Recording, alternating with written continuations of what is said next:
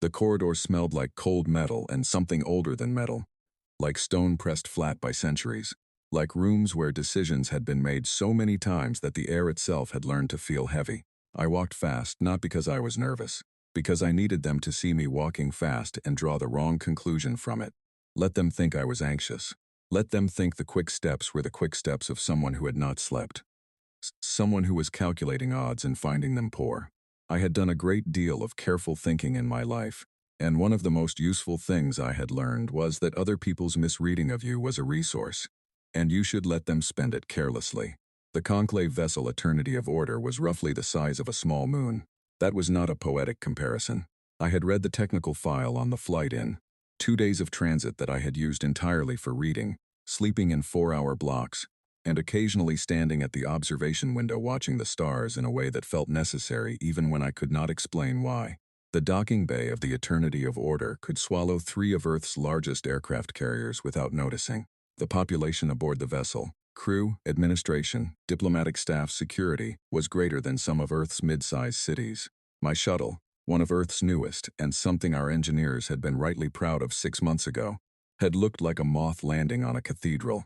My name is Yael Dravos. I am commander of the 1st Human Diplomatic Division, which is a title that sounds grander than it is and means, in practice, that I am the person humanity sends when it cannot afford to get things wrong. I had been doing this work for 11 years.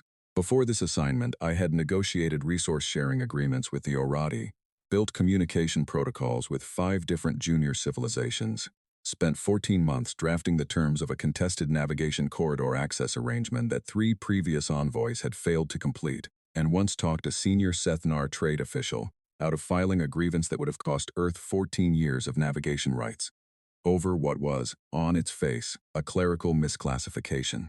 I was good at this work because I was patient, because I read everything, and because I had learned very early on that the most powerful thing you can do in any room is refuse to behave the way the room expects you to behave. I was not afraid now. I want to be precise about that. Fear is useful. I have used it as information many times, have let the presence of it tell me when a situation required more caution than my plans had accounted for. But what I felt walking this corridor was not fear. It was something closer to clarity. The kind of clarity that settles in when a situation has passed through complicated and become simple. When all the noise and the contingency and the layers of interpretation fall away, and you see exactly what is happening and exactly what it requires of you.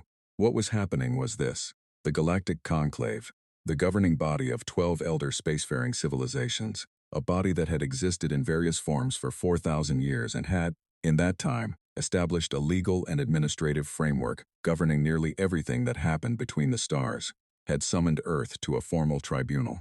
We had been given 6 weeks' notice, a 40-page formal charge document, and a very strong implication that we should arrive prepared to apologize. We were not prepared to apologize. Behind me, my delegation moved in a tight line. 5 people I trusted more than most people I had ever known. Deputy Counsel Owen Hare walked immediately behind me. A compact man in his late 40s with quick, careful eyes and the specific kind of stillness that comes from spending 20 years reading legal doctrine. He had been with me on 6 previous assignments and had the quality, rare in diplomats, of being willing to tell me clearly when he thought I was wrong. He thought I was wrong now. We had discussed it at length on the shuttle and had arrived at an arrangement. He would continue to believe I was wrong, and I would continue to listen to his concerns, and we would both behave professionally in the chamber regardless of how the internal argument resolved. Senior Advisor Lucy Patel walked beside him. Lucy had been born on one of Earth's orbital stations and had a quality that I could never entirely define, but that I thought of as lateral gravity. The way she entered any space and made it feel as though she had been there longer than anyone else. She was not an expert in conclave law specifically, but she was an expert in institutions, in the way power moves inside them and between them and through the people who administer them. And that expertise was more valuable in this particular situation than any specific legal knowledge. Communications Officer Dale Fenn was young, 29, the youngest person on my division's senior staff, and had a quality that I valued above almost everything else in the people who worked closely with me, which was that he could not be rattled, not because he lacked feeling, but because the thing that drives most people toward panic, the sense that a situation is moving too fast, that control is slipping, simply did not seem to land in him. He processed and responded without the gap of alarm in between. Dr. Vera Shaw, our xenoculture specialist, walked at the back of the line. Vera had spent 15 years studying the elder civilizations in more depth than almost any human alive. She could read the body language of 4 of the 12 elder species, understood the cultural and historical context of conclave institutional development in a way that went beyond the formal record, and had a mind that I respected enormously. The kind that does not reach for conclusions before the evidence is complete. On the shuttle, she had been very quiet. That was usually a sign she was thinking clearly. We passed a pair of Seth-Nar security officers flanking the corridor entrance. The Seth-Nar were tall, segmented beings with glossy amber compound eyes, and a way of holding themselves that communicated absolute certainty in their own authority. Not the certainty of individuals who were confident in themselves, but the certainty of people who had never stood anywhere that questioned their right to stand there. They did not greet us. They watched us pass with the specific quality of attention that entities give to things they do not yet consider relevant enough to be concerned about. I did not slow down. The grand chamber was another 10 minutes into the ship. I had studied its layout extensively. It was designed, and I do not use that word loosely, because I knew the design had been deliberate, to make visitors feel small. The ceiling was so high above the floor that the upper architecture disappeared into a kind of engineered dusk, an intentional gradation from light below to shadow above, that created the impression of approaching something immense, and only partially visible. The 12 elder species sat on curved stone tiers that rose in concentric arcs, each level higher than the last, so that anyone standing on the central floor was always looking upward at their judges from a position of literal physical subordination. The central floor was a perfect circle, 60 feet across, polished to a mirror surface that reflected the overhead lighting in a way that made you feel exposed from every angle at once. There were no chairs on the floor. You were expected to stand throughout. Not as a punishment, as a default, a silent reminder that the floor was not a place of equal participation but a place of examination. We reached the outer hall. A conclave attendant stepped forward. The formal conclave register, a language that was to ordinary speech what a legal document is to a conversation, came through my translation feed in clean, flat terms. You will enter the chamber at the appointed signal. You will address the assembled conclave only when recognition is formally granted. You will refrain from direct address to any individual representative without prior permission. You will maintain position on the central floor throughout the proceedings. We know the protocol, I said. Not rudely, clearly.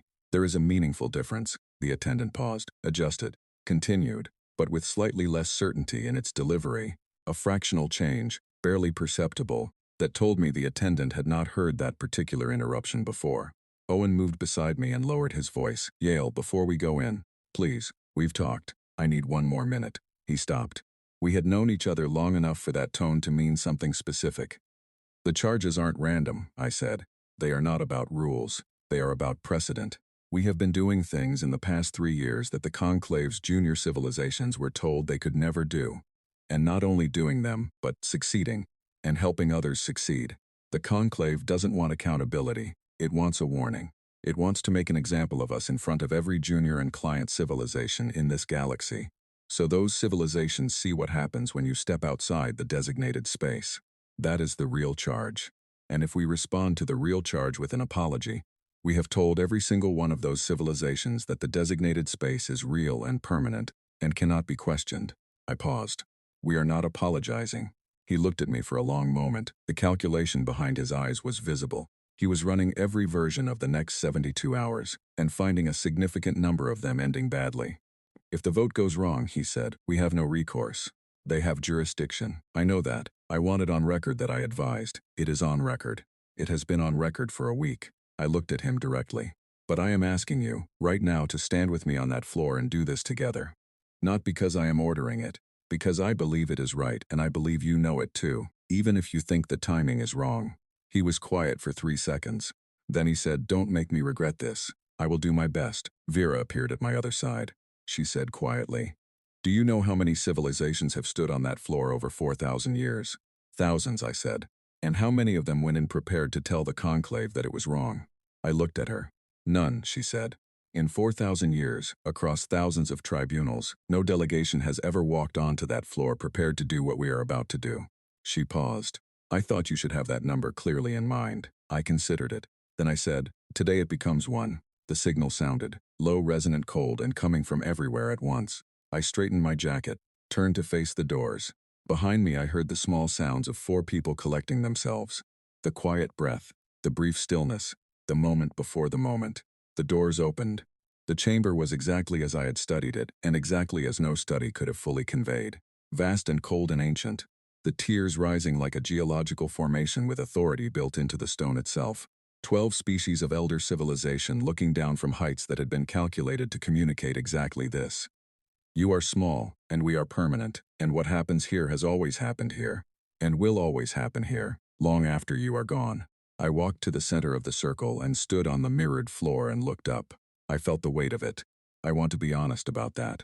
4,000 years of institutional gravity is a real thing. I felt it press against me the way cold water presses when you first go under. And then it passed. Because I had read the code, all 9,000 articles, and I knew what was coming. The Sethnar prosecutor began to read the charges. 23 counts, each one precise, each one referencing the specific articles of the foundational code that Earth had allegedly violated. Unauthorized resource extraction, failure to submit manifests, military alliance with client species without approval. I listened to every word and did not show anything on my face. When it finished, the silence that followed expected something specific. It expected me to bow my head and begin the formula of contrition. I raised my head instead. I looked up at the highest tier.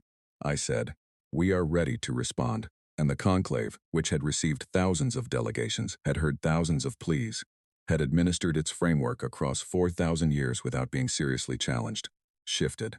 Just slightly, just enough. Something very old had just noticed something it did not expect. I opened my mouth and I began. I did not sleep that first night on the ship. I lay in the narrow bunk in our sealed quarters and watched the ceiling and thought about the history of rules. Not the conclave's rules specifically, the concept itself. I had studied legal theory on Earth, formal jurisprudence, the development of governance systems. What happens to law over time when the people who made it are no longer present to explain what they meant? A good law is a compression of shared values. It takes what a community agrees on and gives it structure, so that people can build their lives within a framework, without having to renegotiate every basic assumption from the beginning each day.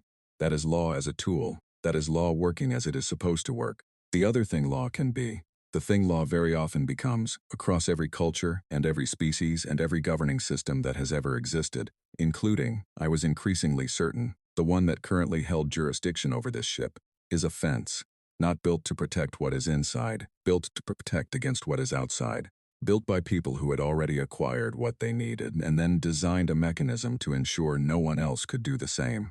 I got up, pulled my datapad from the shelf. The room was dark except for the screen glow, and I sat on the edge of the bunk and opened the full text of the foundational code for the 4th time that week. I had noticed the pattern early in my reading. I had spent the weeks before our departure cross-referencing the code's articles against the historical archive of conclave membership, a painstaking process that involved pulling records from 3 separate research databases, including one accessible only through a junior species academic network that Lucy had helped me reach through a contact at the Mehen Vaz Documentation Center. I had mapped every major restriction in the code against the timeline of when each founding species had achieved the things those restrictions now prohibited. The result was a document that was either the most important thing I had ever compiled or the most dangerous one. And I was not entirely certain those were different categories. Every major restriction in the foundational code that applied to junior species. Every article governing resource access, military development, independent alliance formation, navigation rights, territorial expansion, technological transfer to non-member civilizations, had been written and enacted after the species that wrote it had already done the thing the article was now forbidding. Not incidentally, not coincidentally. When I mapped the timeline, article by article, the patterns was so precise and so consistent that it could not have been anything but intentional. These articles had been written at specific moments in specific species development, specifically at the moments when those species had completed the activities the articles restricted and had no further need to continue them. The restrictions were not the product of ethical reflection. They were the product of consolidation. The Vreth, who sat highest on the tier and were the oldest and most powerful members of the conclave, had spent 240 years conducting resource extraction in stellar zones that the code now designated as sacred and protected under Articles 117 through 143. 240 years. The records were clear. Mining operations, energy harvesting installations, territorial claims, all in zones that were now, under those articles, absolutely off limits to any civilization without specific conclave dispensation that, in practice, was never granted. The Vreth had completed their extraction, consolidated their energy independence, established a defensive perimeter across 6 star systems, using resources gathered from those zones. And then they had co-authored the articles protecting them. The dates were in the legislative record.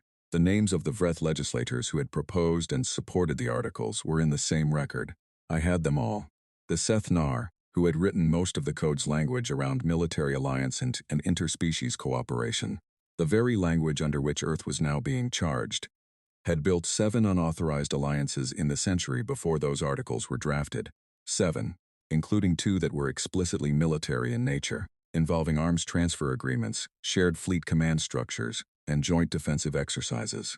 All of it documented in the pre-code historical archive.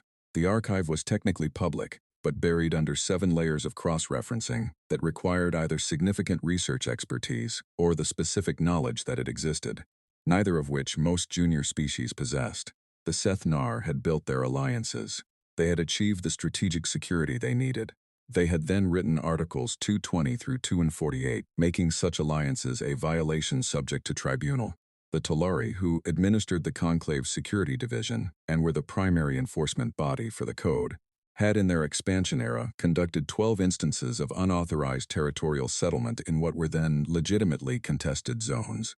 The articles governing territorial claims and settlement rights, Articles 440 through 508, had been co-drafted by Tolari representatives immediately after their own settlements, were grandfathered into legal standing under a transitional provision that quietly expired 2 decades after ratification, leaving no equivalent mechanism for any subsequent civilization to do what the Tolari had already done. I went through all 9 major restricting frameworks this way. Everyone, every single founding species, every set of restrictions, every pattern was the same structure repeated with minor variations. What the code was, stripped of its formal language, was a photograph of the galaxy's power distribution at a specific moment, the moment when the founding species had taken everything they intended to take and built what they intended to build, dressed up as eternal ethical principle, and presented to every civilization that arrived afterward as the natural and sacred order of things. This was what they had given us 40 years ago when humanity made first contact. I had read the contact reports. Earth's first contact team had been 12 people, scientists, linguists, diplomats, an exobiologist who had spent 20 years preparing for the possibility of this moment. They had traveled to the rendezvous coordinates in humanity's best available vessel, full of a kind of excitement and openness that I found genuinely moving to read about. Even now, they had expected, I think, that the galaxy's established civilizations would greet a new spacefaring species with curiosity, with some version of welcome.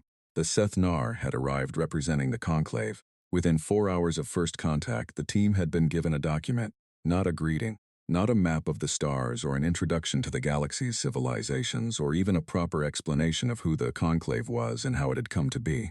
A document, 70 pages of formal restrictions, no unauthorized resource extraction beyond designated zones, no independent alliance formation with other spacefaring species, no military development beyond a specified defensive threshold, no unsanctioned contact with Conclave client civilizations, no navigation of certain designated corridors without manifest filing and prior clearance. Violations would result in sanctions and potential tribunal. The contact team had been overwhelmed. They were 12 people very far from home, and the first representative of galactic civilization they had ever met was handing them a list of things they were not allowed to do. They had accepted the document with gratitude and signaled back to Earth that first contact had gone well. It had not gone well. It had gone exactly as the Conclave had intended it to go, which meant that humanity had, in the space of 4 hours, been managed into a junior position by an institution that had been practicing this specific management for 4,000 years and was extremely good at it. And we had spent 40 years inside that position, pushing edges occasionally, receiving complaints occasionally, but never questioning the fundamental architecture. Then we had met the Orati. The Orati were a civilization that had developed independently in a system 300 light-years from Earth, technologically about 3 centuries behind us. They had been under Conclave protection for 200 years. Conclave protection meant, in practice, that their spaceflight development was capped at a rate approved by the Conclave. that their external trade was routed exclusively through conclave-approved channels, that their contact with other civilizations required prior authorization, and that any independent diplomatic or military agreement was prohibited. The code described this as protection of a developing civilization from the risks of premature exposure to galactic dynamics. What it actually was, as I had come to understand over the 3 years since our first contact with them, was a cage. A comfortable cage in some respects. The Conclave did provide certain services, medical technology, trade access, but a cage nonetheless. The Orati could not leave their own system independently. Their development was being managed, which meant it was being limited, which meant that 200 years after coming to the Conclave's attention, they were still described as a developing civilization, and showed no signs, from the Conclave's perspective, of being ready to graduate from that designation. When Earth's contact team reached Orati space through a research corridor that the Conclave had never specifically restricted, they did not find a civilization that needed protection. They found a civilization of engineers, philosophers, scientists, and builders who were completely aware of their situation and had been quietly furious about it for generations, who had been waiting, not passively but actively, urgently, for something to change. The lead contact officer, Grant Ellison, had spent 9 days in conversation with the Orati before making 3 decisions that would eventually become the first 14 of our 23 charges. He shared navigational data that allowed the Orati to chart independent transit routes. He provided technical schematics for a basic drive system their existing manufacturing base could build, and he told their government, with complete clarity, that if they needed help and chose to ask for it, Earth would listen. Within 18 months, the Orati had launched their first independent vessel. The Mehenvas, another client civilization in the same region, had established direct communication with the Orati through a channel that developed out of that contact. A mutual aid agreement that the Conclave could not undo without acknowledging that it had been monitoring both civilizations' internal communications, which would require admitting to a surveillance arrangement that Article 2847 of the Code, ratified 80 years ago by a coalition that had included the Sethnar, had explicitly prohibited. The charges against Earth had built up over the following 2 years. We had not been trying to accumulate charges. We had been doing what we thought was right, sharing knowledge, extending help, treating the civilizations we encountered as equals rather than as clients to be managed. The Conclave had not issued immediate sanctions. Instead, they had waited, accumulated, built a case, and then, 8 months ago, had summoned us to a formal tribunal. The reason they had waited, I now understood, was the same reason the charges were structured the way they were. The Conclave did not want to address our specific actions in isolation. It wanted to make a point publicly, in front of every junior and client civilization in the galaxy. It wanted to put us on that floor in that chamber, and have us acknowledge, in view of everyone watching, that the structure was legitimate, and our behavior had been wrong. It wanted compliance. Not from us specifically, from every civilization that would watch us comply. I set down the data pad. The room had lightened slightly. Ship's morning cycle beginning. I looked at what I had assembled, and knew it was complete. Not just the 14 articles I had been planning to present. The full counter-argument, structured, sourced, and building to the proposal that had come to me in the middle of the night 2 days ago. The one that was not just a defense but a direction. Owen knocked at 5 in the morning. I opened the door and he looked at me. At the screen still active, the notes still open, the fact that I had clearly not slept, and did not immediately say anything. Then he said, "Are you ready?" I looked at what I had built. 4,000 years of rules. The full history of who had written them, and why, and what they had been protecting. 23 charges constructed on a foundation that would not survive contact with the documented truth. "Yes," I said. "Let's finish this." They called the session back to order at the 8th hour by ship time. I had expected the chamber to be crowded. I had not expected it to be as crowded as it was. The upper tiers, where the 12 elder species sat with their full delegations, were dense. Not just the formal representatives, advisors, administrators, legal staff, observers from each species' extended diplomatic corps. The Conclave had assembled in force. Word had moved through the ship in the day since our arrival, and the word, I suspected, was that the human delegation was unlikely to be straightforwardly contrite, and that this might be either historically interesting or institutionally clarifying, depending on your position. But what struck me more than the elder tiers was the observer tier. The observer tier was the lower section of the chamber, below the voting representatives. the designated space seats for junior and client civilizations to observe conclave proceedings without participating. Normally, I had been told, this tier was sparsely occupied. Civilizations sent observers out of diplomatic obligation rather than genuine investment in proceedings that they had no standing to effect. Today it was full. 9 junior civilizations had sent delegations. Several client civilizations had sent observers beyond their usual allocation. Species that did not normally attend conclave sessions at all had found reasons to be present.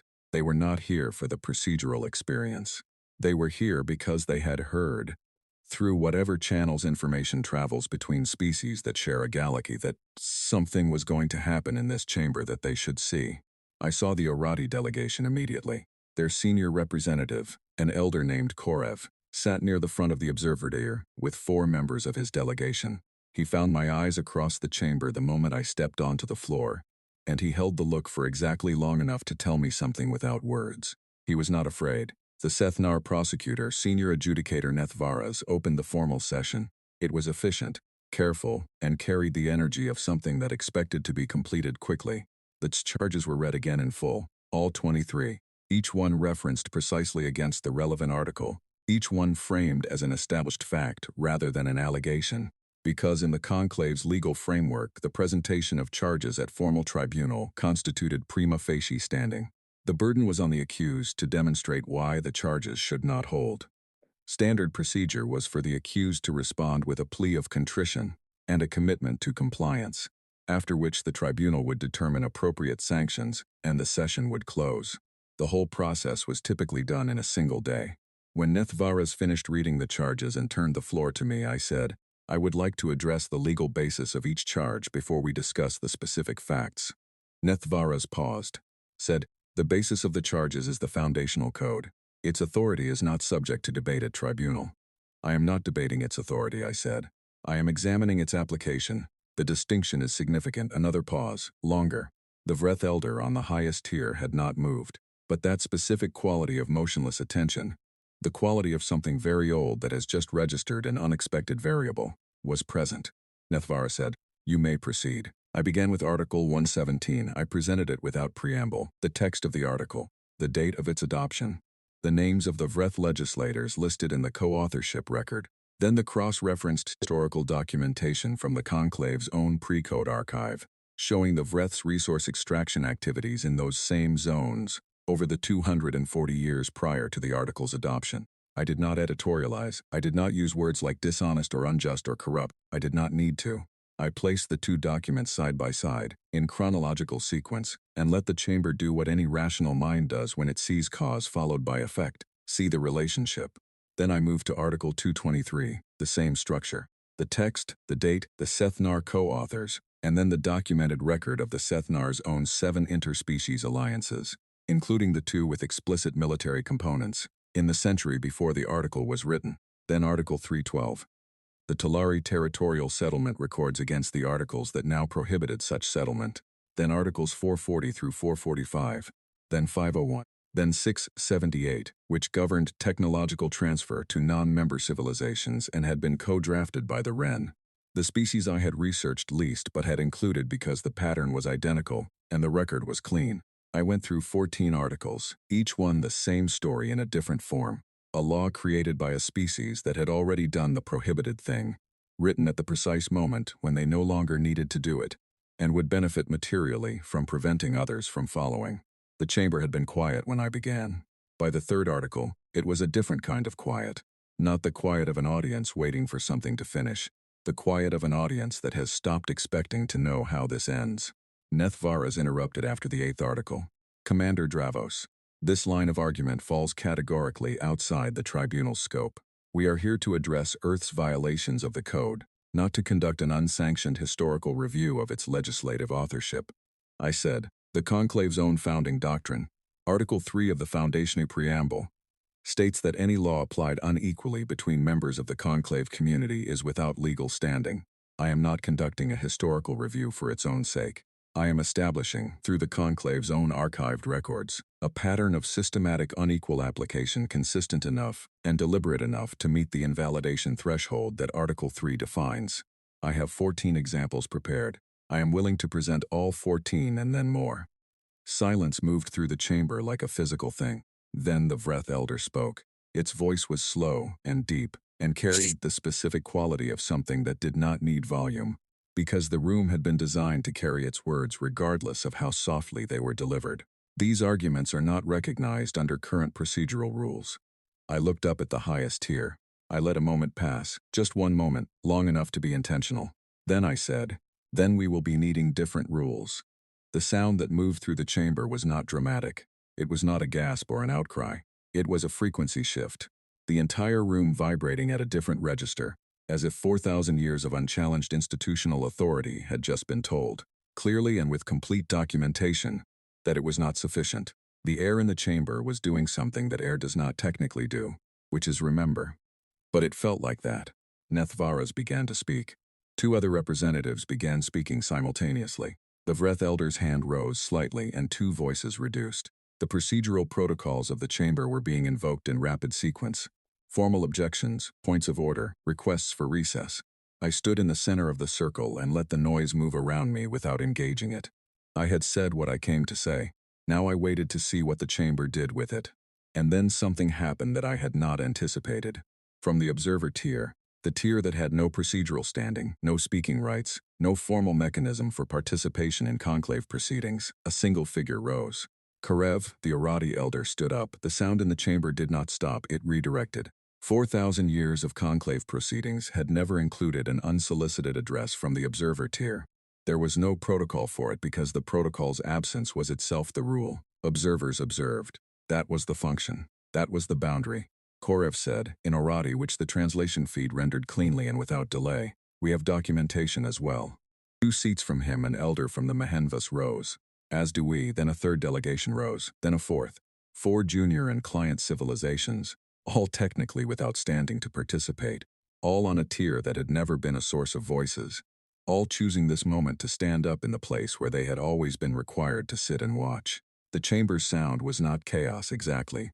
It was something more organized than chaos and more unstable than order. 12 elder civilizations processing a situation that their 4,000 years of institutional history had not included. I looked up at the Vreth Elder. It was looking at me, and in its ancient, still face, a face that had been composed through centuries of proceedings, through the weight of governance across millennia. I saw something that had not been there before. Not anger, not recognition. The recognition of something that has controlled a situation for a very long time, and has just seen the situation become something different. Nethvaras called a recess. The formal tones sounded. Delegates began moving. The chamber's directed energy began distributing itself through the corridors and backrooms of the largest ship I had ever stood inside. Owen appeared at my elbow. He said very quietly, "Yale, I know," I said. Korev just, "I know. You didn't plan that." No, he was quiet for a moment. Then he said, "That might actually be the most important thing that happened today." I looked at the observer tier, which was emptying in an orderly way that did not look anything like the orderly way it had filled. The Orati delegation moved with a particular quality. Not rushed, not dramatic, but purposeful, who have done something they had been building toward for a long time. "Yes," I said, "I think it might be." I turned back to the circular floor. The polished surface was empty now, reflecting the overhead light in clean, cold lines. We had done the thing that had never been done. We had told the oldest authority in the known galaxy that its rules required examination. The chamber had not collapsed. The ceiling had not fallen. 4,000 years of institutional architecture were still standing around me, exactly as they had been an hour ago. But something had moved. And things that have started moving are very, very difficult to stop. The recess was not a pause. It was a negotiation conducted through walls, and both sides knew that, and neither side pretended otherwise. The first contact from the conclave came 4 hours after we returned to our quarters. A formal administrative message, delivered through official channels, and written in the careful language of institutional protocol. The conclave was prepared to consider a significantly reduced set of charges. 6 counts rather than 23, the most procedurally straightforward ones. If Earth was prepared to acknowledge the general authority of the foundational code, and agree to a 6-month structured review process for any articles that the human delegation wished to dispute, the charges would be suspended during the review. At the end of the review, if Earth had complied with Conclave's standard operating procedures, the remaining charges would be formally dropped. Owen read it twice. Set it on the table, looked at me. It is a reasonable offer, he said, carefully, not as advocacy, as assessment. It is a way of making the argument smaller without answering it, I said. That might be what answering it looks like from where they are sitting. Then they are sitting in a place that doesn't understand what we actually said yesterday. Or they understand it very well and are hoping we don't. He leaned back. Yale, walk me through the decision clearly. Not the legal argument. I understand the legal argument. The decision. I stood up and moved to the small window. The view outside the ship was stars, indifferent and precise and present for the same billions of years regardless of what was happening in any room on any vessel, anywhere near them. I found that useful to remember. If we accept the offer, I said, the charges go away. Earth's immediate situation is resolved. We go home, the conclave files the matter as closed, and we continue our diplomatic work with somewhat improved standing and somewhat reduced friction. That is the good version of accepting the offer. And the bad version? The bad version is that we had an argument on that floor yesterday that every observer civilization in that chamber is currently carrying with them. 9 junior species heard, for the first time in their institutional memory, someone stand on the floor of the conclave grand chamber and say that the laws were built to protect the people who made them. And here is the evidence. And then the conclave made an offer, and we took the offer. And every single one of those 9 civilizations watched us take it. I paused, and they drew their conclusion. Owen was quiet. The conclusion they would draw, I continued, is that the argument was rhetorical, that it was a negotiating position, that we did not actually believe it was true in any way that mattered enough to stand behind when standing behind it became costly. And if that is the conclusion they draw, then the crack that opened yesterday, the one that Korev and 3 other delegations stepped through when they stood up, closes again. Not because the argument was wrong, because the people who made it decided it was only worth making at no personal cost. Owen thought about this for a long time. I could see him working through it, setting aside his concern for our immediate, practical position, and trying to see the larger shape of the moment. You're carrying a responsibility you didn't ask for, he said finally. No, I said, I didn't ask for it. But Grant Ellison didn't ask to be the person standing in the Orati system 3 years ago, when an engineer showed him the drive schematics they needed and couldn't get. He just happened to be there, and he made a choice. I turned from the window. We are the people in this moment. We don't get to be somewhere else. He nodded, slow and considered. All right. Then we hold. We hold. Lucy came in while we were drafting the formal rejection. She sat at the corner of the table and read the draft in progress and said, when she was done, there's a second message. It came through a different channel, unofficial routing, no formal header. She handed me the datapad. The second message was from a representative of the Tolari, requesting a private meeting. The Tolari were the conclave's security administrators, the species most directly responsible for enforcement of the code, the ones who had voted consistently with the founding consensus on every contested motion for as long as the record showed. The request came through a channel that was technically deniable. I went to the meeting alone. The Tolari representative was young by her species standards, which placed her at approximately 200 years. She gave her name as advisor Sarah, and studied me with the quality of someone who had made a decision before the meeting started, and was now evaluating whether the person across the table warranted the risk that decision represented. She said, "You understand what you have started." "I understand what I presented," I said. "The conclave will determine what it starts." A brief sound from her that the translation feed rendered as something between acknowledgement and very dry amusement. "Commander Dravos, I am going to speak to you as I would speak to someone whose intelligence I respect. I am not going to perform confidence in the conclave's infallibility, because I think it would insult you and because it would be dishonest. What I am going to tell you is that an institution does not change itself in response to one delegation presenting historical documentation in a tribunal chamber. That is not how institutions work. Not even institutions in the wrong. I am not expecting the institution to change itself," I said. "I am expecting it to face a choice. Between what and what? Between acknowledging that the charges against us have no legal foundation under its own governing standards, and attempting to proceed with a tribunal that 9 observer civilizations now know is built on selective enforcement. The first option is embarrassing. The second option is far more dangerous for them in the long term, because it confirms the argument publicly." She looked at me with steady, dark eyes. "The Tolari will not vote with you. I know you said that. Nothing has changed. You are here," I said. "Unofficially. Something has moved." She did not respond to that directly. She said, instead, "If this argument holds, If the charges are withdrawn and the counter-argument stands in the conclave's formal record, it does not simply establish precedent for Earth. It places a question in the record that 9 observer civilizations are now carrying home. It places a question that every client civilization, every species that has ever been told it, cannot develop faster or expand further or build independent alliances. They will all carry the same question. Whether the ceiling was ever real, I said. Her eyes changed, a fractional shift, quickly controlled. The Vreth told you, she said. No one told me. It is the obvious question. Once someone demonstrates that a rule can be declined, the rule requires defense. It stops being a given. And the Conclave's rules have never had to be defended before, because no one has ever been in a position to decline them, and had the documentation to back the declination. She was quiet for a moment that stretched long enough to tell me she was deciding something. The Conclave is not composed of malicious actors, she said carefully. Most of the species in that chamber believe, genuinely, that the structure they administer is what allows the galaxy to function without catastrophic conflict. They believe that 100 civilizations expanding independently, without governance, without coordinated frameworks, would produce collisions that end very badly for everyone, including the civilizations doing the expanding. I do not disagree with the value of coordinated governance, I said. I disagree with a framework that was designed to protect a specific power arrangement rather than a genuine principle. There is a meaningful difference between a structure that serves everyone within it and a structure that serves the people who built it while describing itself as universal. She looked at me for a long time. I could not read all of what was happening in her expression. 200 years of life produce a face that does not translate simply, but I recognized one element of it. I had seen that particular expression before, on the faces of people who had held a private conviction for a very long time, and had just heard it spoken aloud by someone else for the first time. She rose. The Talari position will remain as officially stated. I understand. She moved toward the door, paused without turning back. The vote on whether to proceed with the tribunal requires a 2/3 majority of the 12 elder species.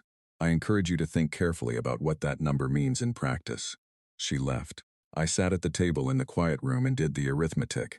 2/3 of 12 was 8. If fewer than 8 elder species voted to proceed, the tribunal could not continue under current rules. She had just told me that the Talari would not vote with us publicly, but she had also, in the most deniable possible terms, told me to count. I went back to our quarters and told Lucy and Owen what had been said. Lucy listened in full, then said, "She's telling us to hold, yes. She came here unofficially to tell us not to take the deal. Yes, it could be a trap. Lead us to hold. Let the vote fail. Then the tribunal proceeds and we have no reduced charges offer on the table." It could be, I said, but I do not think so.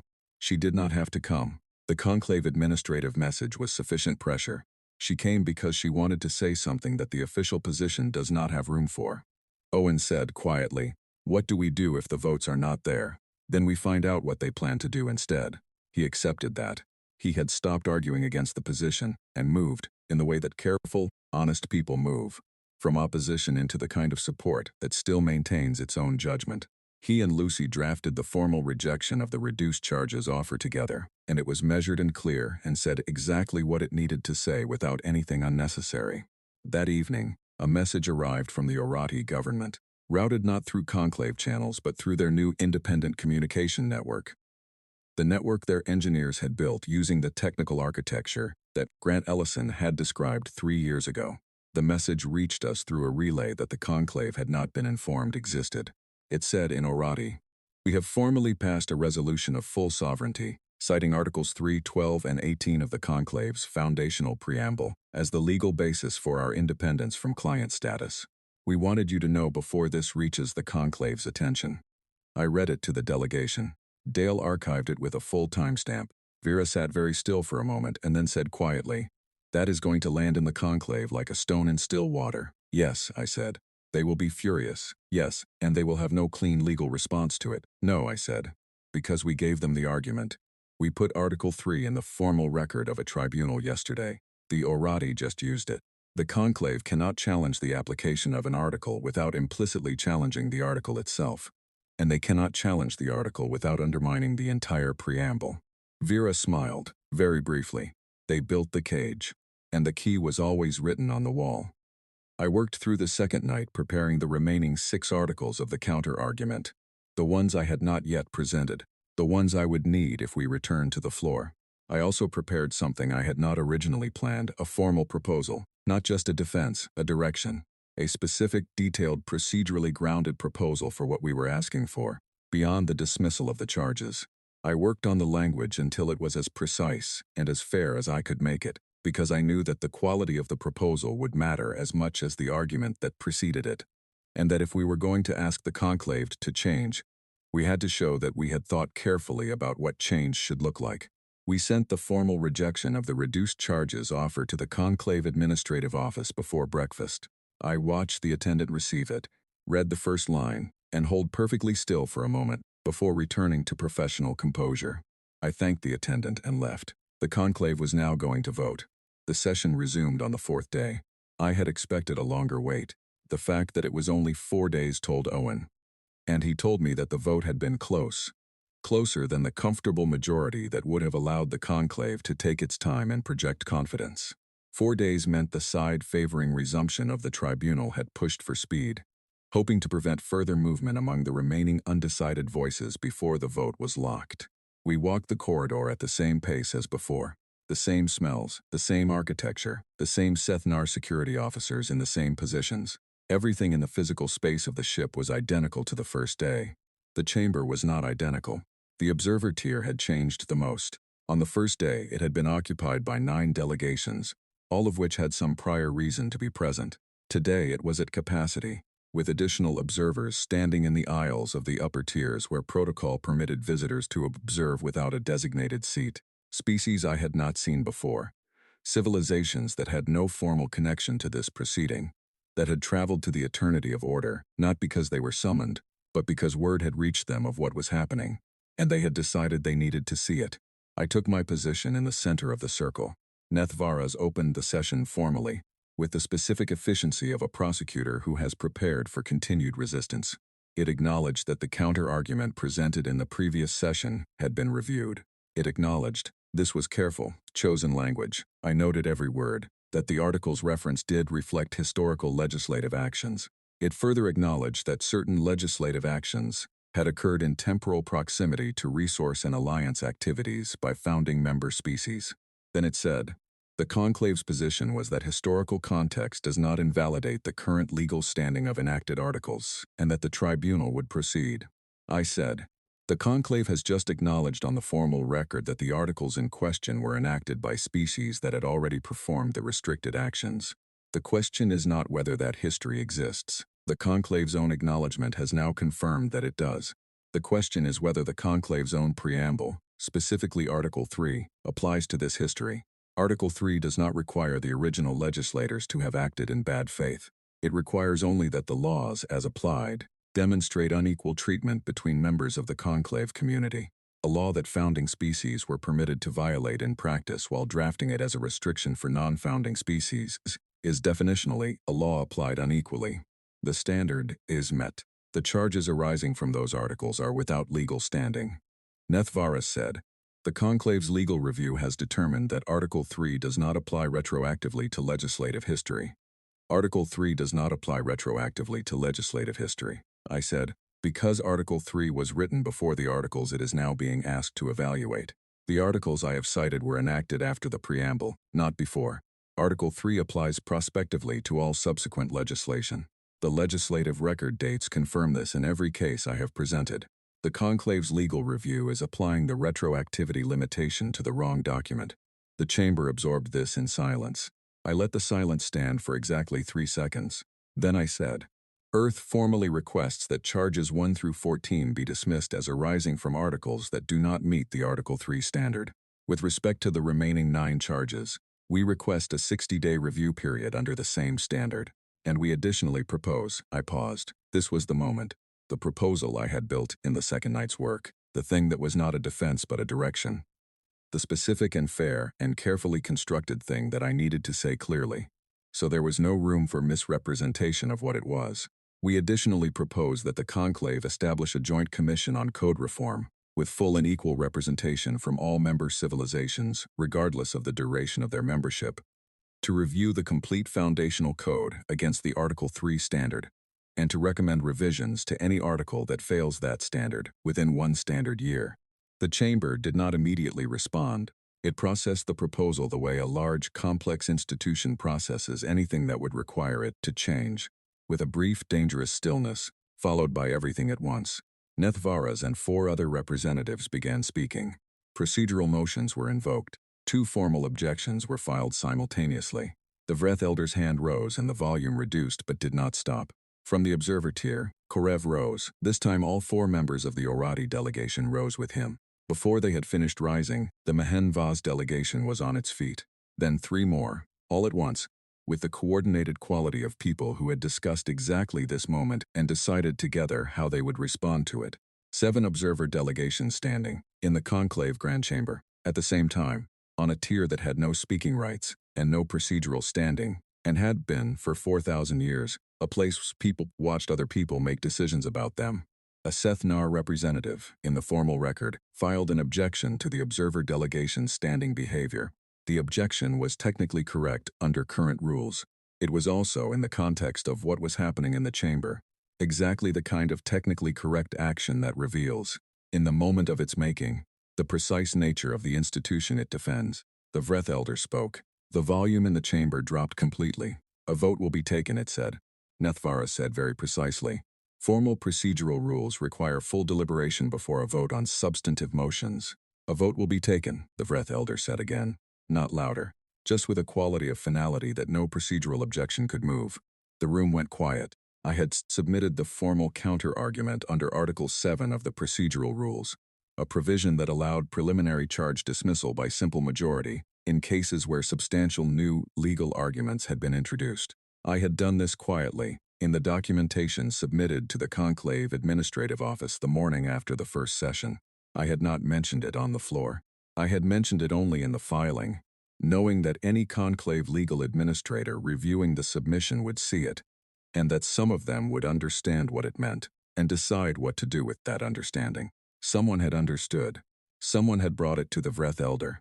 The Vreth Elder had just overridden the standard deliberation requirement by invoking emergency simple majority procedure, which was only possible if a prior filing had established the legal basis for it.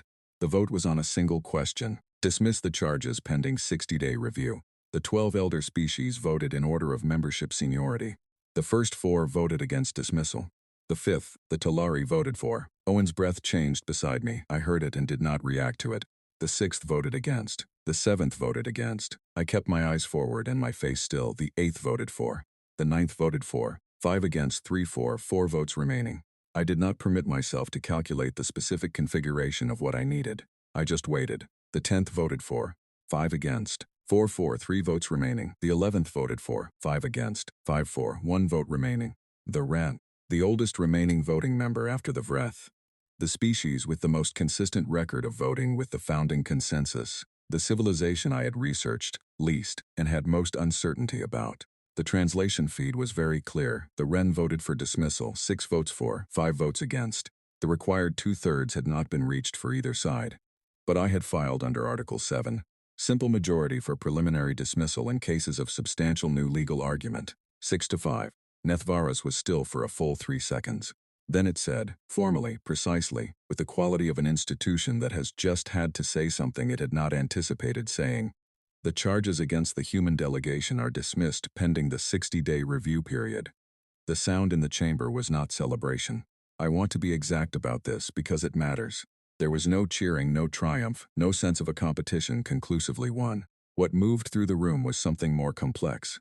The sound of many different minds processing the same event from very different positions, in very different ways, with very different implications for what it meant about the future. From the observer tier, I heard a sound in Orati that the translation feed did not render as language. It was a sound that people make when something they had stopped expecting finally arrives. I had no clean translation for it. I did not need one. Owen touched my arm. When I turned, his face was doing something I had never seen it do in 11 years. It was open. All the calculation had gone out of it, and there was nothing left but the face of a person who had been shown, in a way he could not argue with, that a thing was possible. I said quietly, the review starts in 60 days. The commission proposal still needs to be formally accepted. We have a great deal of work left. I know, he said, don't celebrate yet. I know, he said again. And then after a pause, but, yes, I said, I turned to face the chamber one final time. The tiers were still above me. The stone was still old. The ceiling was still high. All of it was exactly as designed. To communicate permanence, authority, the weight of what was established and had always been established, and would continue to be established long after the small beings on the floor below had returned to wherever they came from. I stood on the mirrored floor and looked up at it. Something in it had changed, not the stone, not the architecture, nothing you could photograph or measure, but something in the relationship between the floor and the tiers, between the place where you stood to be examined and the place where the examiners sat, had shifted by some small and permanent amount. The next civilization that stood on this floor would stand on it in a space that had a different history than it had yesterday. That was real. It had happened. And it had started because someone stood here without permission to question and said, very simply, show me the evidence that these rules are right. 1 year later, I was in my office on Earth when the Commission's first full session report arrived. I read it over tea, in the slow way I had developed over the previous year for reading important documents. Not quickly, not looking for the highlights, but all the way through, letting the full weight of it arrive in sequence. The Commission had been formally established 5.5 months after the tribunal. The formation process had been difficult. 2 rounds of procedural negotiation, 1 near collapse that had been resolved when the Wren submitted a charter proposal acceptable to both factions, 1 month of debate over the representation formula before an arrangement was reached that genuinely included junior and client civilizations as equal participants rather than as consultative observers. The arrangement was not perfect. The representation was not perfectly equal, but it was structurally different from anything the conclave had done before, and the difference was specific and real. For the first time, the civilizations governed by the code had formal standing to participate in determining what the code said. The Commission's first session had reviewed 47 articles. Of those, 19 had been flagged for revision, not elimination revision. The language of selective restriction, article by article, replaced with language applying the same standard to all member civilizations regardless of age or history of membership. 19 articles out of 9,000 was not a transformation. But 19 more articles had now been revised in 6 months than had been revised in the previous century, and the process was ongoing. Owen had represented Earth in the first session. He had sent me a message the night it concluded. It said, "It is slow, but it is moving." I had written back 2 words, "Good. Continue." In the year since the tribunal, the Orati had launched 3 more independent vessels.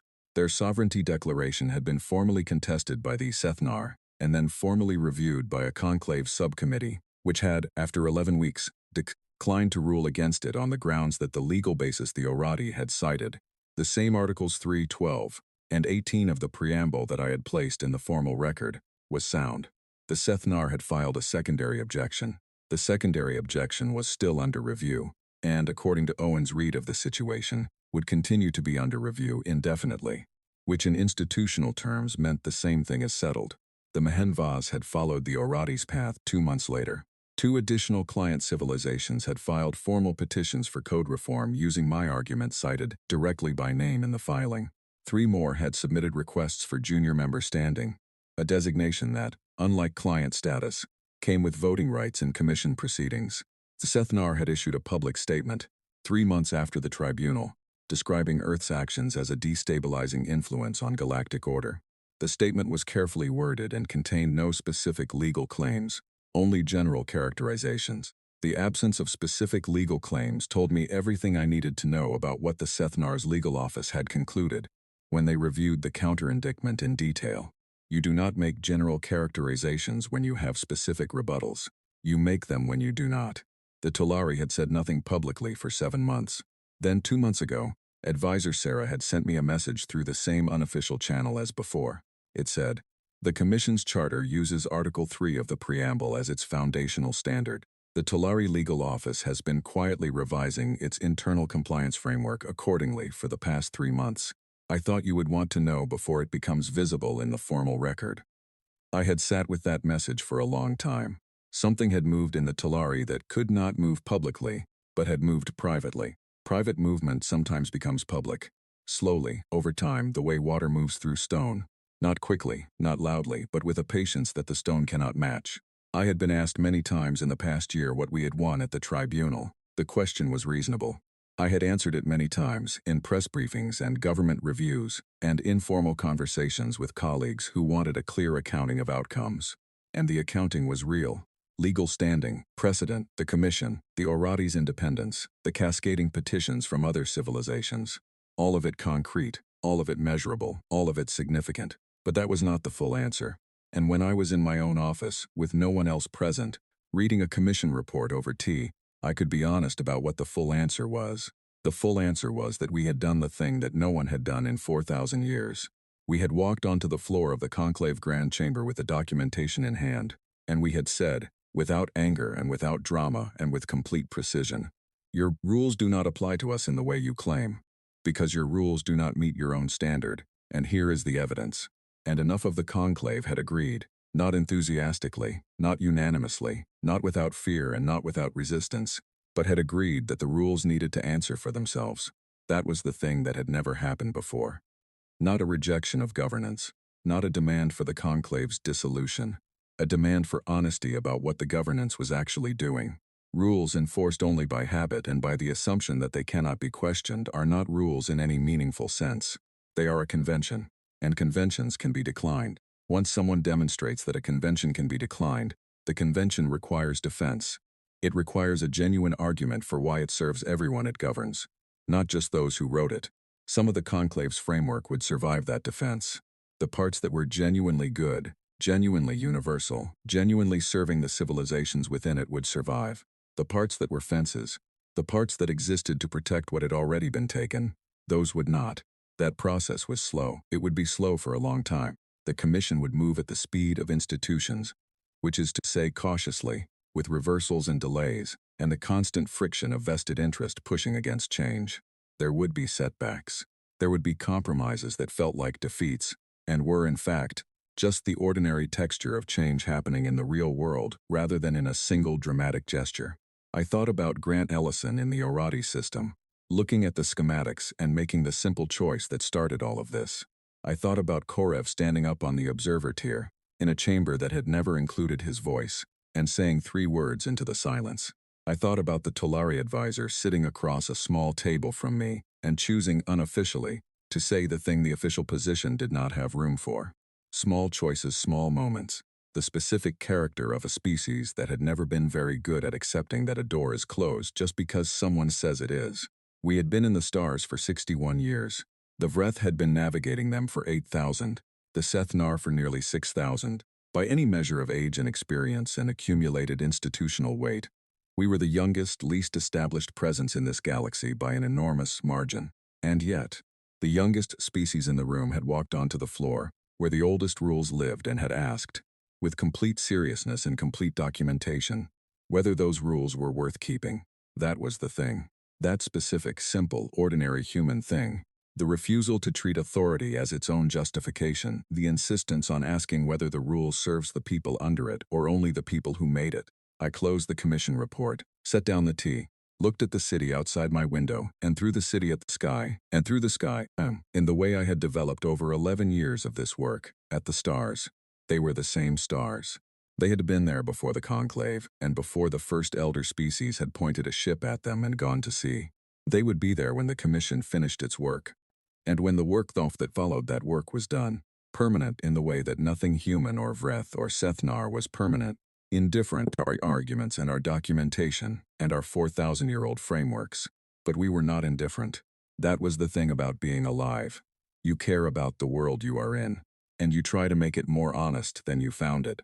And sometimes that is hard, and sometimes it costs something. And sometimes the institutions that prefer the old arrangement push back with the full weight of 4,000 years of practice. And sometimes you push back anyway. They had written their laws to protect a world that no longer existed. We were writing ours for one that does. That is the only law that has ever mattered. It always was. I opened the next report. There was work to do. There was always work to do. That was fine. We were very good at work, and we were just getting started.